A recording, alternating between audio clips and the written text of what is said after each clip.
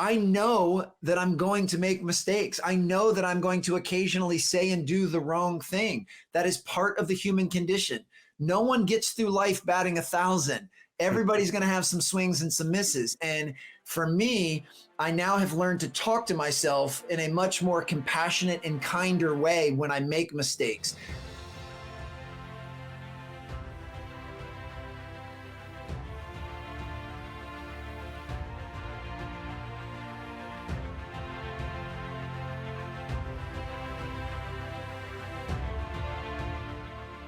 What is up, Impact Heroes? Welcome back to the show. I'm your host, Rick Ornelas. Thank you for spending some time with us today because we know time's a valuable resource and we're going to make it worth your while. I appreciate each and every one of you, not just for listening, but for who you are. I know you're sparking change to make the world a better place every day, and I am humbled and grateful for your efforts. It takes all of us doing our part to spread positive change, and that's what this show is all about. Motivating you with stories of struggle, courage, and hope to empower you to make a difference in your life and the lives of others. Are you interested in having Rick speak at your event or business? Here is what others have to say. Did not know his story, and it was so inspirational, and his presence on stage, his authenticity was just incredible. I absolutely loved his performance. It made me feel some type of way. If you're looking for a speaker for your next event, hire Rick. I promise you this, you will not be disappointed. Visit rickornelas.com to book him today. Welcome back, Impact Heroes. Today we have the pleasure of speaking to our latest iSpark Change social impact hero, and boy, are you in for a treat today.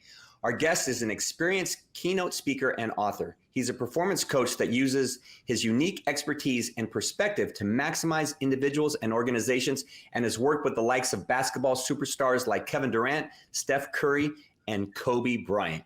He's an expert in what it takes to develop a winning mindset, championship habits, and unparalleled focus. His incredible innate ability to speak with passion, energy, and authenticity has helped him engage with audiences from all over the world and enhance their success. He's dynamic, focused, and a genuine winner by all definitions. He's just an all-around great human being and someone who truly cares about helping others become the best version of themselves. Please welcome the man who can show you how to sustain your game, Alan Stein Jr. Welcome to the show, Alan. Oh, I'm so delighted to be with you. I've been looking forward to this since we put it on the calendar, and yeah, we're gonna have a fun chat. So thank you so much for the opportunity. Yeah, you're very welcome. It's actually the pleasure is mine because, you know, I remember messaging you on social media, and you were gracious enough to respond when I first got your book. So I came across your book because I heard you on, I believe it was Ed Milet's podcast, and you know, you guys just had a awesome interview, and you're talking about your book. Your book had just come out, and I had I had read some stuff about your work before, you know, maybe saw some YouTubes, maybe saw some things about your work in the past, but didn't know much about you. And I, you know, haven't had a chance to read your first book yet, but I went through that, dove right in, really enjoyed it. And so, you know, it's an honor to have you on the show. Oh, I appreciate and I'm honored by the fact that you'll invest both your time and your money into reading the works that I've put out. And yeah, being on Ed's show was a really cool experience. And yeah, I'm looking forward to an equally fruitful conversation with you. Yeah, likewise. Thank you. And, you know, as a fellow author, I know that, you know, you kind of pour your heart and soul into your work, into your book, and you hope that it resonates with others, right? You hope that they get something useful and, you know, has an impact on them. And so, you know, I can honestly say your book did have a positive impact on me. So. Oh, that's so cool. Well, you know, it's interesting from a writing standpoint. It's kind of a double-edged sword. I mean, one of the reasons that I write books is that I write things that I should be reading myself. You know, I choose to cover topics that I'm struggling with, or that I'm fascinated by, or that I'm challenged by. So the reason that I wrote Sustain Your Game was because things like stress, stagnation, and burnout have plagued me on and off for my entire life. So the reason for doing it is I find it equal parts liberating and therapeutic to dive into a topic that I very much need. But as you just said so perfectly, as a fellow author, the reason for doing it is to then pass that on and pay that forward and to be of service to others. That if I'm going to take the time to research and figure out ways to overcome stress, stagnation, and burnout, the last thing I want to do is keep that information to myself. I want to put that out into the world and hopefully others find it useful. And I believe in doing that because so many other people have done that and poured into me, whether those are personal mentors and friends and coaches and people that I've spent tremendous time with, or if it's another author that I have never met and doesn't know me, from anyone else, but their work has had a massive impact on my life and the way that I see things. So yeah, the book writing process is something I actually enjoy. It's something I plan on continuing to do, as throughout my career, but it is neat that I write something because it'll help me, but then I believe that if it'll help me, I'm confident it'll help others. Yeah. And I can relate because, my book, 12 Hours of Heaven, Lessons for a Better World, I wrote that after it had been in my head. The idea had been in my head for 20 years. And then I finally wrote it during 2020 in the pandemic. And going through that writing journey was so beneficial for me to grow as a person, to evolve as a human being, to become a better version of myself. And I think that speaks to exactly what you're talking about, is that, you're kind of writing it for yourself. And then I really like what you said, Alan, about, sharing these things that you've picked up along the way, that you've learned from others. Because I think, and scripture even talks about that, but I think we owe it to, our fellow humans to share those, those things that we've learned, and in the hopes that it helps them become better. And, being someone who's, lifelong coach, that you are, and myself, and, helping others become better, it feels so natural. It feels so natural to want to do that, to want to, share some wisdom with others. And most certainly. And one of the quotes that I shared in Ed's podcast that I've gotten a tremendous amount of positive feedback. Now, this is not an Alan Stein Jr. original quote. I don't know who the first person who said it is, but it really resonated with me from the moment I heard it several decades ago. And that is, a candle loses nothing by lighting another candle. And that's really how I try and view my work, that anything that I'm fortunate enough to learn, whether through firsthand experience and observation or through curated material of the podcasts and books that I devour very voraciously, it's my job and obligation to help pay that stuff forward. And doing so will never take anything away from me or undermine my strength or ability to make an impact or influence. It will only heighten and raise that. And I know when I was younger, teens and 20s, in particular, I was so riddled with insecurities and fears that I didn't necessarily have that same outlook, that I felt like if I had any type of secret, that I needed to keep that for myself to give me an advantage over others. And that's very much looking at the world through a scarcity lens. And I don't want to do that. I want to look at the world through an abundance lens, which is why anytime I can learn something, the first thing I think of is, who can I share this with?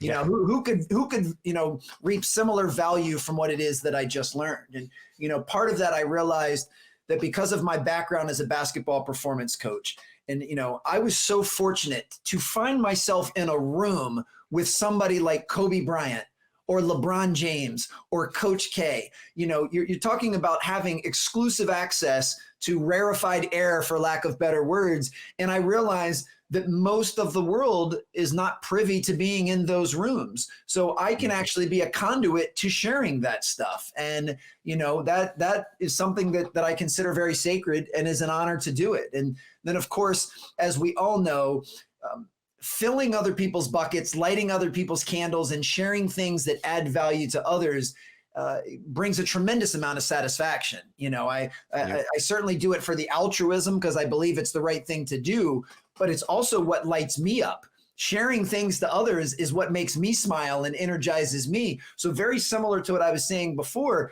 it's kind of this double-edged sword. I write a book to be of service to others, but it's also helping me. Well, same thing. When I get to light someone else's candle, I'm adding value to their life, but it makes me feel good. So there is some inherent selfishness in this because it feels good to pour into others. So yeah, it's been a great journey so far. And the way I look at it, I'm just getting started.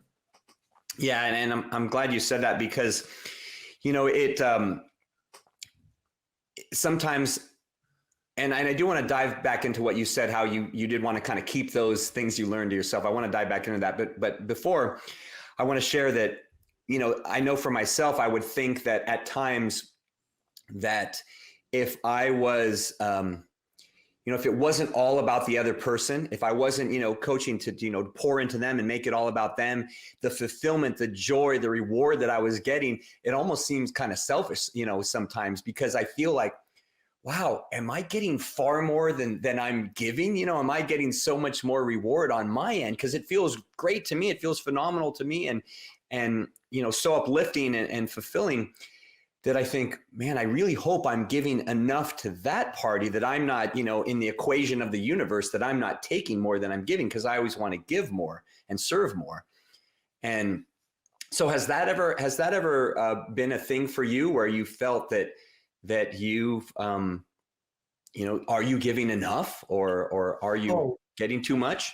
Absolutely. Always. There's another quote, and I feel so bad that I can't give people their proper attribution, because so many of these quotes that I hear or I pick up, the original author or person that said it is not part of that discussion. So I never want to pose any of this as if these are my own thoughts or creations. But someone said something very similar to what you just mentioned that I found very powerful. And that is, if you focus on taking and accumulating, you'll never have enough. If you focus on giving and serving, you'll never run out. And boy, that just like a light bulb that just clicked, because once again, the first 3+ decades of my life, I was heavily focused on myself and on chasing and accumulating and achieving and what's in it for me and what can I get out of this. And the last several years, thankfully, I've flipped that and thought, how can I be of service? How can I give? How can I light candles? How can I pour into others? And it's because of that math. I mean, if you'll never satiate yourself completely if it's all about accumulation and chasing, because no matter what you achieve, there's always something bigger and better. You hit a milestone, whether it's a financial milestone or you move into your dream house. Well, you can still make more money and you could still get a bigger house, and if that's all that fills you up is this external validation and these external metrics, I don't know that you'll ever be satisfied. You get a little bit of a temporary dopamine hit and a little bump, when you finally reach that milestone. But then it's been my experience that very soon thereafter, sometimes even 24 hours later, then there's a letdown and you're like, all right, well, now what? What's next? Whereas if you're always focused on pouring into others and serving, that's never going to run dry, because there'll never be a shortage of opportunities to do that. So, and this is still a process. I don't ever want to make it sound like with any of the stuff that I talk about, whether on stage or on page, I am not coming from a place of mastery. These are all still things that I find incredibly challenging, but I'm proud of the progress I've made. I'm optimistic about the path that I'm on and the direction that I'm going. And my goal is to just get better at this. So, at 46, I do a much better job of looking through an abundance lens than I did at 36, 26, 16. Keep going backwards. But I'm hoping I can still make that claim 10 years from now. I hope the 56 and 66-year-old Alan is doing a much better job of those things than the 46-year-old, version of myself. And I say all of that too with kindness in my heart. I've forgiven my previous self for some of these very shallow outlooks, for some of these things. That was just where I was on my journey at that time. So it's nothing to self-loathe about or feel bad about or feel guilty of. When I was 36 and 26, I was doing the best I could with the tools I had at the time. Yeah. I just didn't have very many tools or very good tools. And now I'm starting to sharpen them and make them better. And that's the path I'm on. And to me, I just feel so much lighter and so much better with this new outlook. And but there will always be selfish tendencies. I'm not trying to paint myself as a saint or that my entire life is based on altruism. I'm a capitalist at heart. I've got goals, I've got ambitions, but I'm really trying to switch the narrative at which I navigate the pursuit of those. And to me, that's what's really helped with my fulfillment and enjoyment. Yeah, and I think it will continue to do so. And I think that's why, your book, I could really relate to your book, Alan, is that, I'm just a few years older than you. And I was the same way. When I was young, I was selfish, I was arrogant, and cocky on the playing field or on the court. And with that ego, so to speak, came, a lot of selfishness, and came a lot of, inward thinking and not looking to support others. And I really had to go through some changes. I mean, first, becoming a parent at a young age, becoming a father and having kids, and, that really changes you, or at least it did for me. And then, just like you said, just with years of wisdom gained and knowledge over time, and, being on that journey of life, that you pick things up along the way, and it's all at different paces. So one person may get to where you are today at the age of 30, and another person may not ever get there until 70, or never get there. And, for us, just, by virtue of our, being probably similar in generation and age, we probably went on some kind of similar paths with, the societal influence. But as far as just one quick note on the quotes, so you don't feel too bad about that, is one of my mentors once told me. He said, look, the first time you quote who it is, the second time you say, oh yeah, I heard this quote somewhere, and then the third time it's yours. So you're good to go. If you've done it more than twice, you could just say, oh yeah, here's something I've learned, or whatever. I love that. And not that I've had very many original quotes anyway, but I wouldn't even be the slightest bit offended or bent out of shape if I heard someone else use it and not give me attribution. I mean, at the end of the day, as long as the premise or the theme is being put out into the world and shared selflessly, that's all that ultimately matters. And, I've also seen too, some of the more famous quotes that we're all probably aware of have often been misattributed. Mm-hmm. You'll have a president, a Theodore Roosevelt will be quoting someone else, but then now everyone attributes that to him. And I'm just using that as an example. So for me, there's another adage that I live by, and that's, being more concerned with what is right, not who is right. And it's the same thing. I'd be much more concerned with the premise behind a quote than exactly who said it, because it's not like I'm trying to monetize this. I'm not going to come out with t-shirts with these quotes on it and make a killing based off someone else's work. I'm just trying to put some good words, out into the world that will help everybody else. Yeah, that's great. That's great. So touch on Alan, if you will, how you said that, both of us have said that when we were younger, we were that more, that selfish individual and more focused on ourselves and not serving others. Was there a big shift for you? Was there some kind of turning point, or was it over time, or what really changed that for you, or began to change that for you? Well, the impetus was definitely what you just mentioned a few moments ago, was having children. When you have children, you've kind of innately and unconsciously realized, all right, this is not all about me. That now in particular, I need to raise and support and mentor and pour into someone else. So that's definitely what started the journey. But true to form, in many areas of my life, I was a little bit of a slow learner. So even though my twin sons were born 12 years ago, I didn't come to some of these epiphanal moments 12 years ago, but that's what started the journey. And, another big one for me was when I turned 40. I decided when I turned 40, first of all, this was around the time that I was getting a divorce. I also decided around that same time to leave the basketball training space and become a corporate keynote speaker and author. So in the course of about 2 years, I made the biggest personal transition that I could make, choosing to leave a marriage, and the biggest professional transition that I could make, leaving an industry that I had spent my entire life in to go pursue something different. So I ripped 2 massive Band-Aids off, and that really got me questioning a lot of things in my life, questioning certain belief systems that I had. And I really started turning over a lot of different rocks and asking myself, why do I believe what I believe? Is it just because I was told this when I was younger and I took it at face value and I've never questioned it? And I started looking at a lot of things. And part of that process involved going in for therapy. I'm very proud of the fact that I've gone in for counseling, went every week for a couple of year period to really help heighten my self-awareness and get an outside perspective.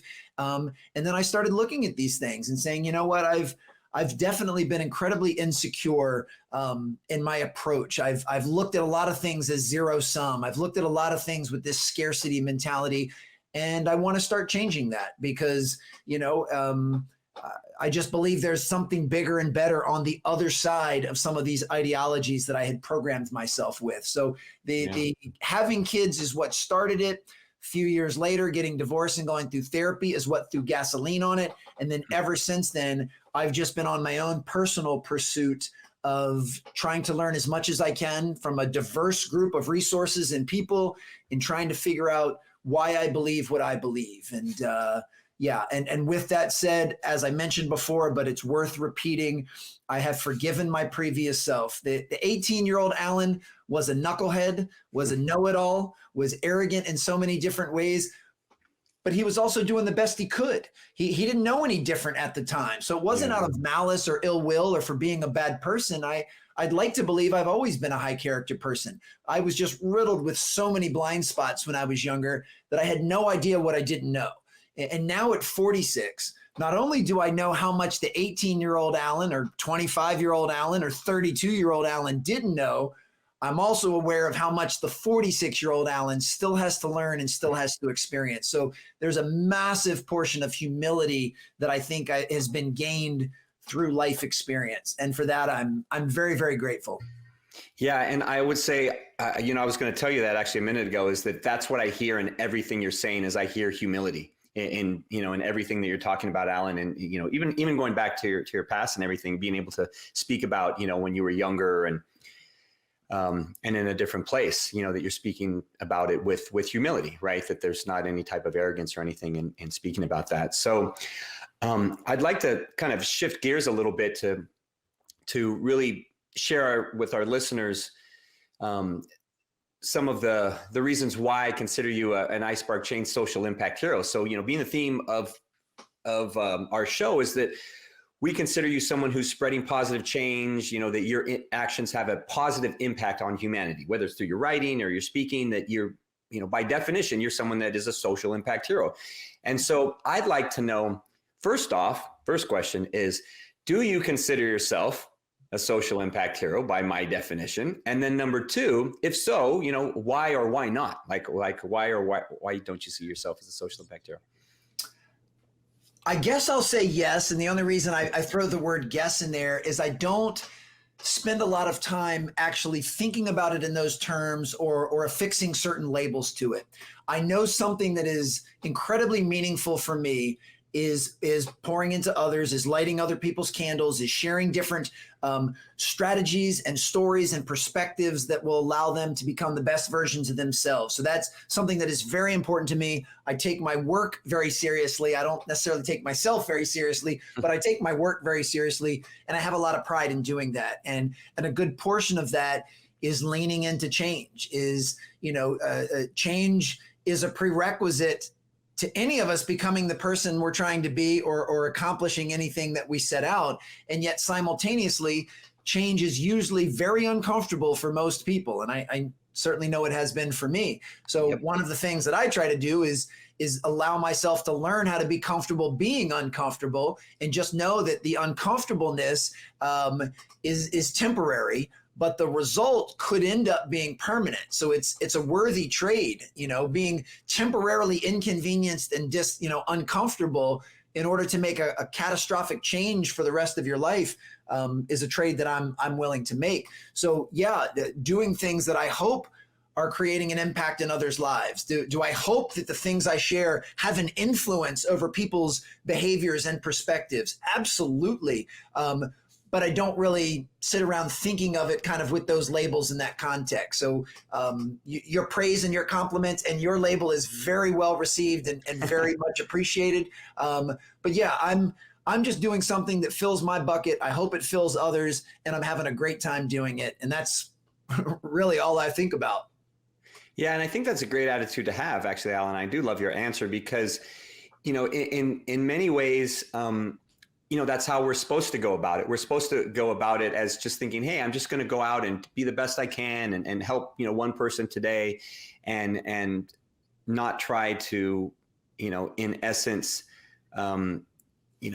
seek to change the world, but just do those actions that are going to lead to changing the world and making a better place. Because by seeking to do that big, bold, grand thing, it can oftentimes appear too big. And then that stops us in our tracks, right? And we don't, and I know in your book, you talk a lot about, action and taking the action steps and everything.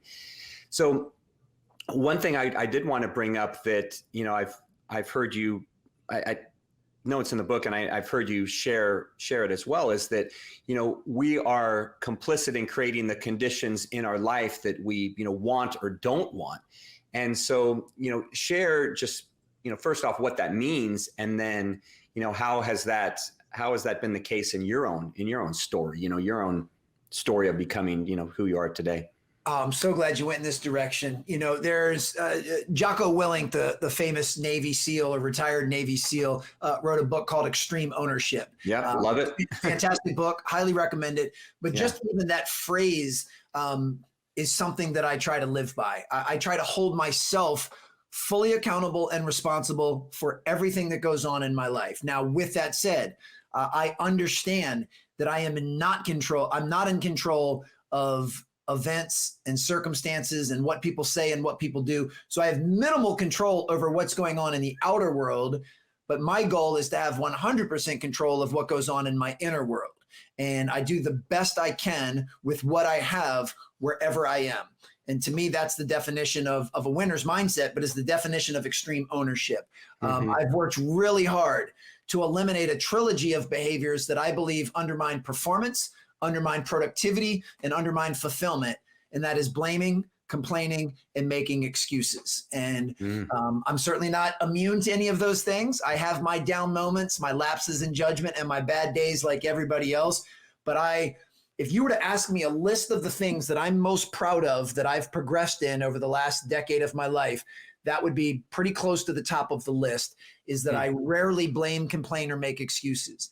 If you go back to that previous self, the 18, 25, and 32-year-old Alan was the king of blaming, complaining, and making excuses. that anytime I wasn't performing at the level I was capable of, it was always someone else's fault or always because of something else. And once again, having done the internal work, that came out of an insecurity. It was, I was so insecure with who I was and lacked confidence that it was just easier to cast blame and make excuses on why I wasn't doing a good job. It takes tremendous amount of strength and courage to look yourself in the mirror and say, I fell short. I didn't get the job done. I wasn't my best self. So that's the direction that I'm certainly trying to work towards. And I'm proud of that progress I've made, but still have some work to do. So this concept of extreme ownership, trying not to blame, complain, or making excuses, and just to come to the realization, and I always say this with a huge smile, it is not the universe's job to conspire to make me happy and to make my life easy every moment of every day. It is my job to be adaptive enough and have enough grit and resilience to have responses to the things that go on to navigate my own life and my own happiness. So ultimately what I'm saying is I choose not to be a victim to circumstance and a victim to what goes on in the outer world. And I also want to be very careful in the terminology I use, because it is not lost on me that I have lived a life of immense privilege. I've had so many different advantages in my life, from where I was born to who I was raised by to, so I know someone could be listening to this and going, yeah, you shouldn't consider yourself a victim because you've lived a pretty cush life. And they're 100% correct. So I know people have had some massive adversities, and I've had a head start in a lot of different areas. It's more of the mentality. I'm not calling myself a victim, but it's very easy to say, this thing happened. It wasn't my preference. I didn't like it. And that's why I'm not able to do this. And I won't allow myself to do that. So with that said, I do have preferences, and there's nothing wrong with preferences. I've just come to the conclusion that all of my preferences won't be met all of the time. And that's okay. That's part of being a human being. That's part of the human condition. And it is my job to adapt to that. And that mindset of, I don't care what happens in the outer world, I will dictate how I show up through my inner world, has been an absolute game changer in my life. Yeah. And I'd agree with you once again there, Alan, is that's that's something that's changed for me over my lifetime, and, not placing the blame on others, and, minimizing the complaining and everything. And yes, of course, I do that from time to time. And, but it has decreased so much so for me in recent years. And, I think with age, you get a little wisdom in that regard, just a little more life experience to draw upon, and realize, that these things aren't the end of the world. They're not going to, make or break situations. And looking back, 5 years from now, 10 years from now, a year from now, you won't even remember, some of these things that you thought were so important. And if you go back to early times in life, when you're like a teenager and the smallest thing happens is like, oh my gosh, the sky is falling. And, right. And then you look back and you're like, just so stupid, right? It just seems so silly.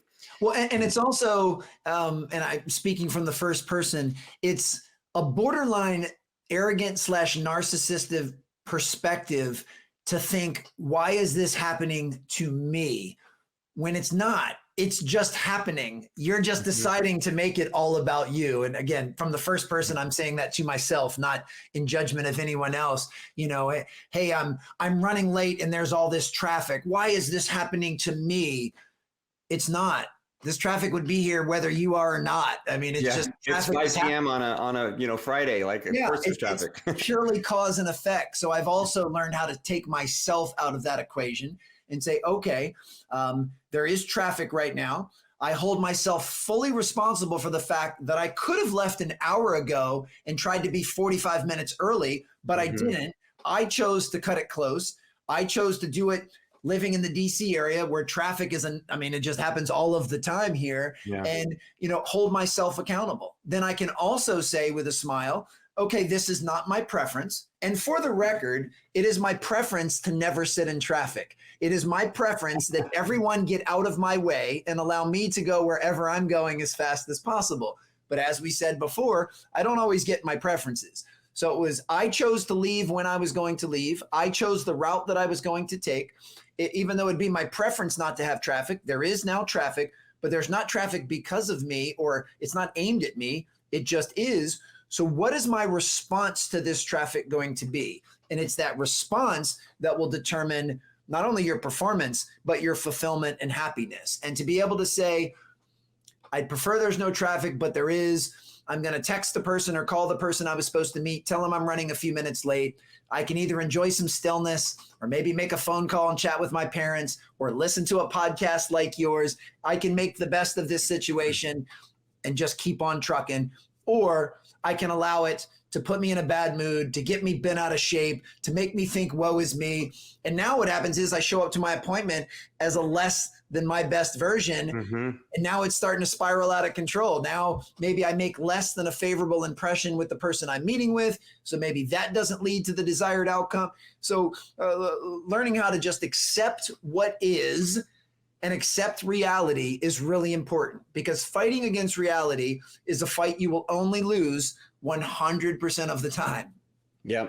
And I think it's important to emphasize that taking that approach is also a very empowering and very strong approach to take, because then you suddenly take back control. Because when you say, oh, I'm late because of the traffic, you just gave up the control of what happened over to the traffic, and you didn't take the responsibility. So you gave up the control.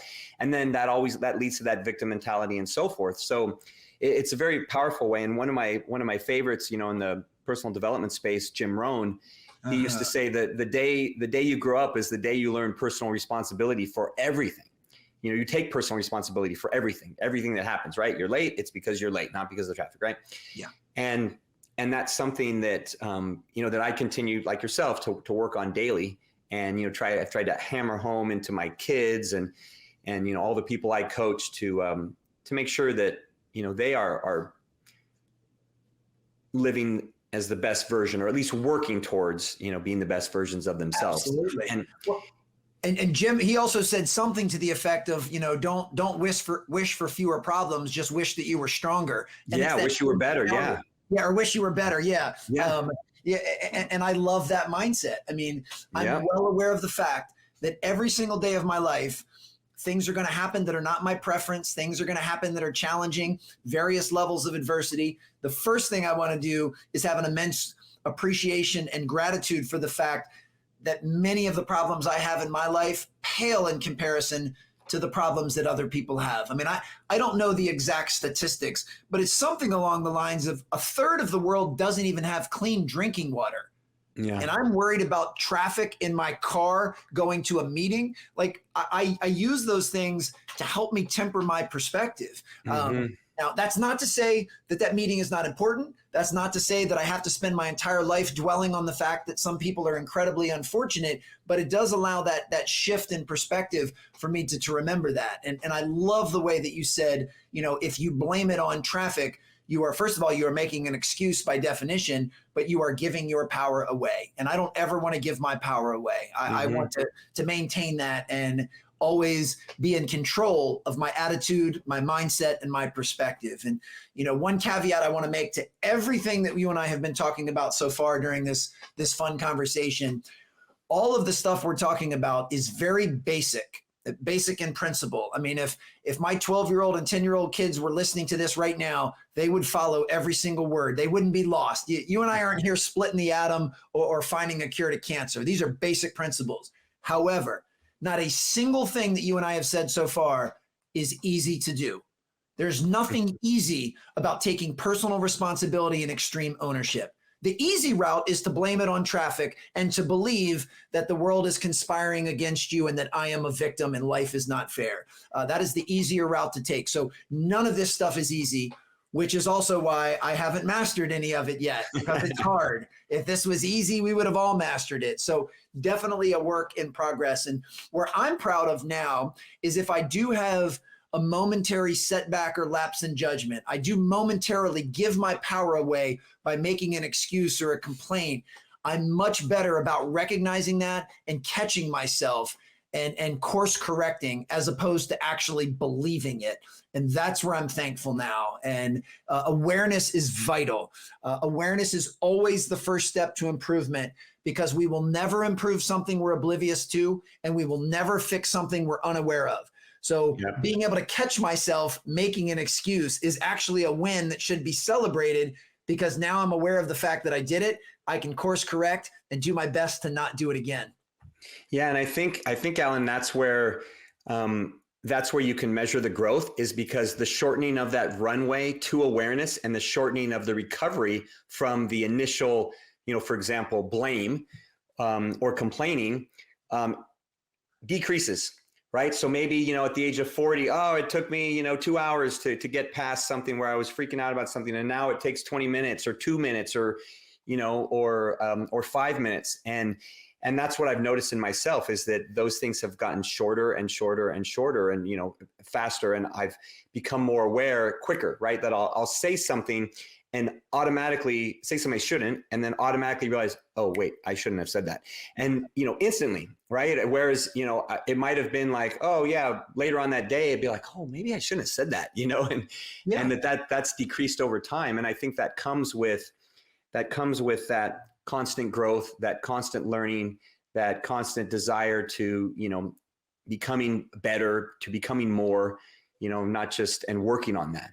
For sure. Oh, I love that you brought that up. And it also requires a certain amount of grace to ourselves, to give ourselves permission to be less than perfect, to be fallible, to be flawed. I mean, you know, I know that I'm going to make mistakes. I know that I'm going to occasionally say and do the wrong thing. That is part of the human condition.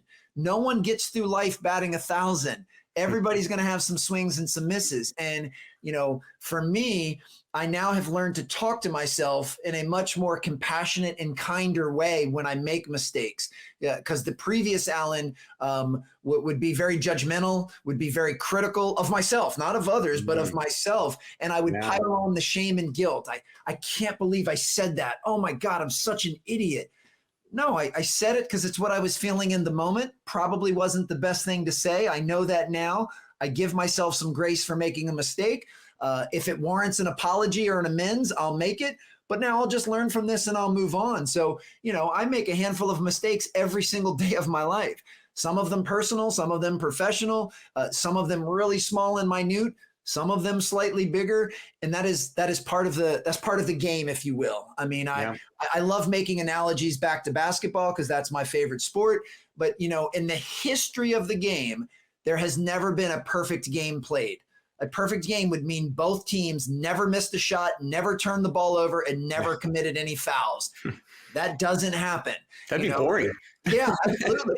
And you can think whoever you believe is the best player of all time. I know that's a separate podcast and a separate conversation, but whoever that person is has missed some shots, has turned the ball over, has committed some fouls, and they're still the best to ever do it. So we have to give ourselves permission and room to make mistakes, and that's okay. And I've learned to be able to do that. Yeah. So talk about how, you know, that brings me to something else I wanted to touch on, Alan. So talk about how that relates to, you know, the importance of holding ourselves to a higher standard, holding ourselves to that, you know, to have that drive, to want to be more, to want to be better. And, you know, and why that is so important, you know, yes, to temper it with some grace, to understand that, you know, we're human, we sin, we're fallible, we're flawed. You know, I like to use the term, which again, this is something I took from someone else, right? But we'll call it mine because it's been more than 3 times, right? But is flossum. We're all flawed, we're all awesome, we're flossum, right? Yeah. So how can we temper that with, yes, I still understand that, and I want to hold myself to a higher standard. I want to be that best version of myself. Well, and that is definitely what I aim for. I'm a huge believer in standards. You know, another quote that I heard, and this one I can attribute, there's a gentleman named Peter Crone, and I'm a huge fan of his work and his teachings.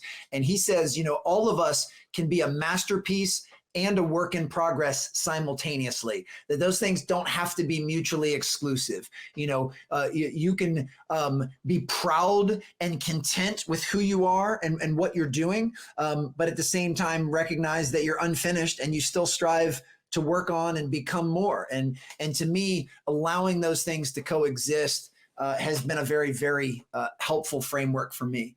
I choose to hold myself to a very high standard of excellence, but blend that with the grace and compassion that I mentioned earlier. It's very similar to another kind of dichotomy that I try and live by. You know, I aim to be very confident in all areas of my life. And I want that confidence to have been earned by working towards mastery during the unseen hours, to get in the reps, to deserve the right to be confident. But I always want to brush that with a massive stroke of humility and never forget that no matter how good I feel in a certain area of my life, I can still get better. That I want to be humble enough to always be open to coaching and mentorship, you know, that I always want to be open to appropriate feedback and competent feedback from people. So there's a lot of these things that often appear to be opposite ends of the spectrum, being a masterpiece and still being a work in progress, being confident and being humble, but they're actually not that far apart. These things need to blend together and coexist in order for us to navigate that space. So I say that because I hold myself and I hold those that I care about to a very high standard of excellence. But I do that with a massive bit of compassion and empathy and grace at knowing that everyone is going to fall short of that standard at some point. And whether that's me or somebody that I truly love and care about, to approach them with compassion if and when that happens. Yeah. And it reminds me of, you know, some of the stories that you share about like Kobe Bryant, you know, showing up at 4 a.m. or earlier before everyone else, you know, in the gym or, you know, Kevin Durant and all the work he's put in and that they, you know, yes, they have that confidence, but they do have that humility. They know they're great, but they know that they can always be better. And, you know, they're great examples. And, you know, you don't have to be a sports fan to understand the examples and the analogies. And so, you know, I'd urge people to, you know, read Sustain Your Game and, you know, read through some of those stories, because they're great stories that, you know, you relate these messages and these, you know, these insights so well through the power of story, which I love.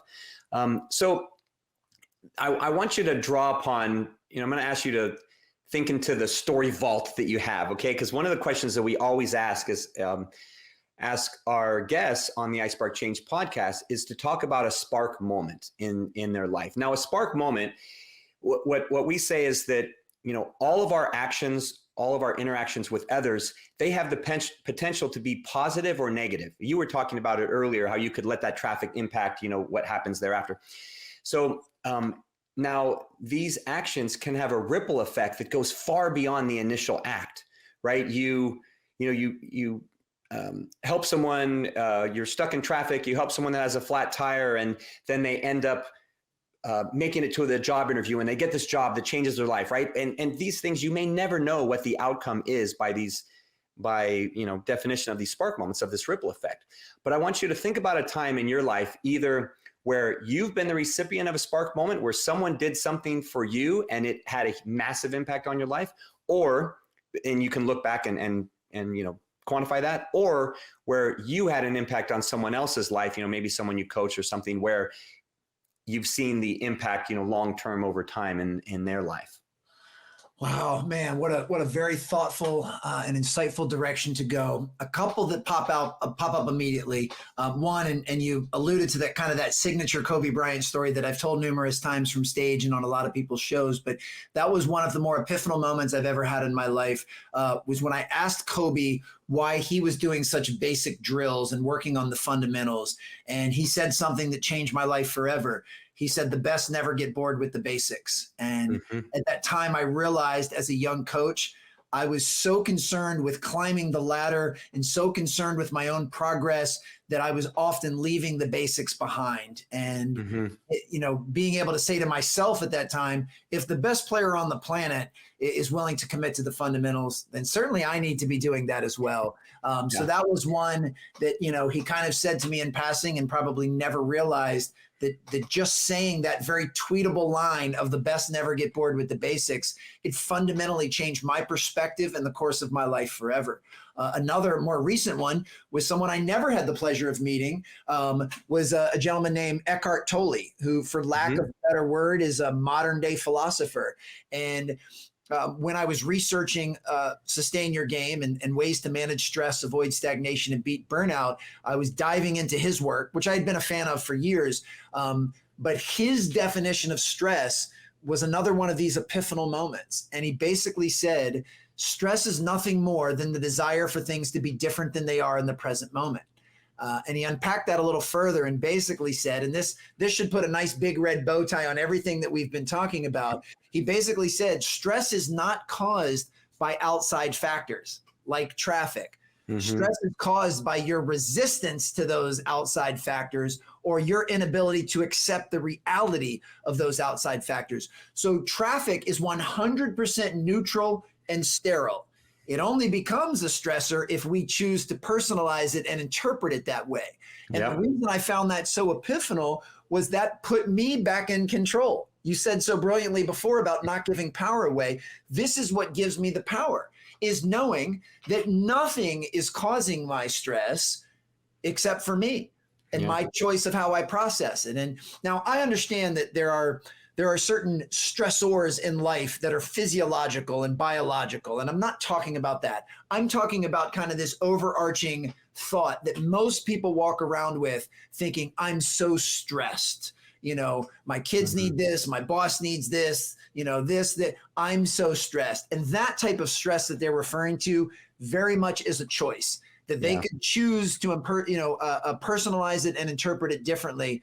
And it would reduce that. So those were two moments, one from someone I had met, one from someone that I hadn't, that absolutely changed the way that I view the world, which then changes the way that I approach things, changes what it is that I teach on stage or on page. And there is that ripple effect. So, someone reading Sustain Your Game, that might resonate strongly with them in a favorable way. And an impetus to some of that material was by something I read by someone who's never even met me. So it's that very much that butterfly effect. And I love that we can drop some of these breadcrumbs and they can really change the trajectory of somebody's life. Yeah, thank you for sharing that. And I think, that's a perfect example of that ripple effect is in your speaking, in your writing, in this podcast interview, and other interviews you've done, that who knows who's going to hear it, who knows the impact that it's going to have on them, someone that hasn't heard that, that story or that example, or hasn't thought of, that definition of stress per se. and it makes a big difference. So as we kind of near towards the end here, I know our audience is going to want to learn more about you. So obviously the book is, Sustain Your Game, High Performance Keys to Manage Stress, Avoid Stagnation, and Beat Burnout. You can pick it up, right? Amazon, everywhere. I know for sure. Leave a review. I know those are very important. I did. So you want to leave a review for Alan. But where's the best place for our audience to connect with you? So my primary speaking site is alansteinjr.com. So if anyone listening is or knows of a decision maker that brings in speakers for events or organizations, everything you need is at alansteinjr.com. I have a supplemental site, strongerteam.com, has information on my own podcast, my books, my online course. I do some exclusive one-on-one coaching. You mentioned where you can get the book, or Raise Your Game, the predecessor to Sustain Your Game. And then lastly, I'm very active on social media and take a tremendous amount of pride in being both accessible and responsive. So I'm at Alan Stein Jr. On Instagram, Twitter, Facebook, and LinkedIn. If anyone has a question, anyone wants to share something, anyone wants to continue this lovely discussion that we've had, just shoot me a DM on Instagram or on LinkedIn. I'm very good about getting back to people, and would love to be able to help and light others' candles moving forward. But this was so much fun. You do a brilliant job, and I really enjoyed this immensely. So thank you. Well, thank you, Alan. We'll make sure we put all those in the show notes, and so people can definitely connect with you. And I do have one final question that we ask. The other question we ask of everyone here on the iSpark Change podcast. Sure. Before we wrap up, our goal at iSpark Change is to positively impact 1 billion people in the next 5 years through our community and our work and our upcoming social media platform that we're creating.